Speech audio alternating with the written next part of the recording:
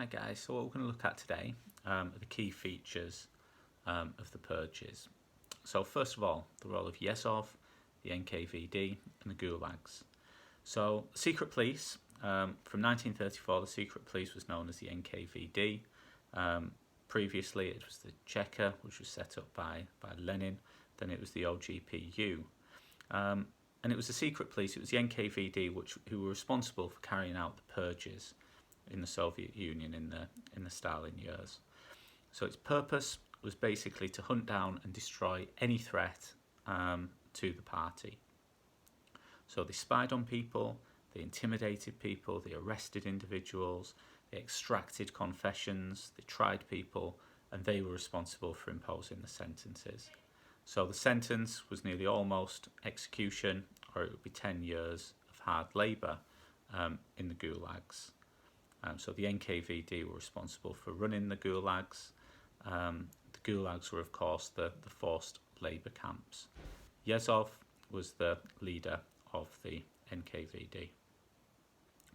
So in the 1930s, there was a huge list of people who were sent to the gulags.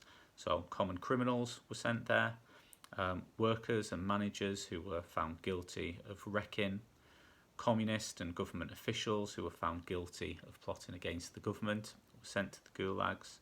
Foreign communists who had moved to the Soviet Union were sent there accused of spying.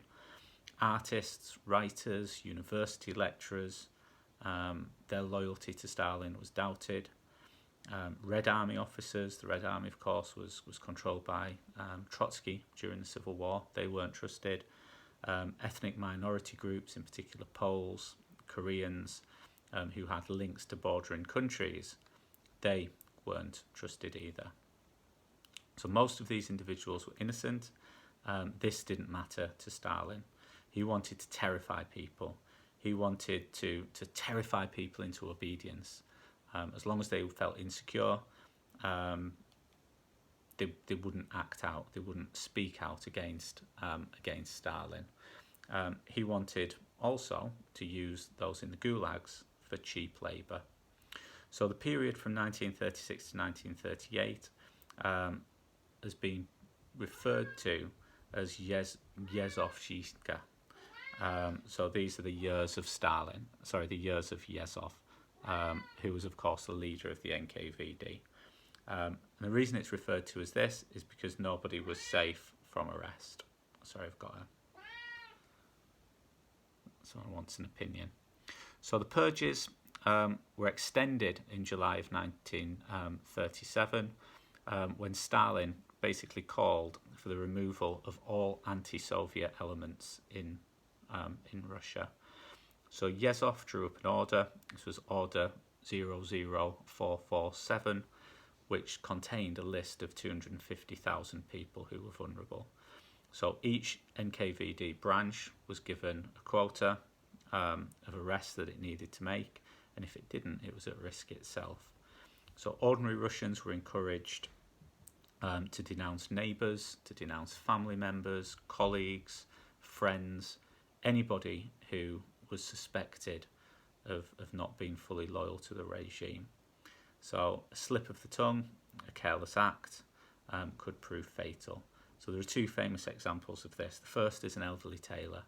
What this elderly tailor did was he stuck his pin into a newspaper after he'd sewn something up.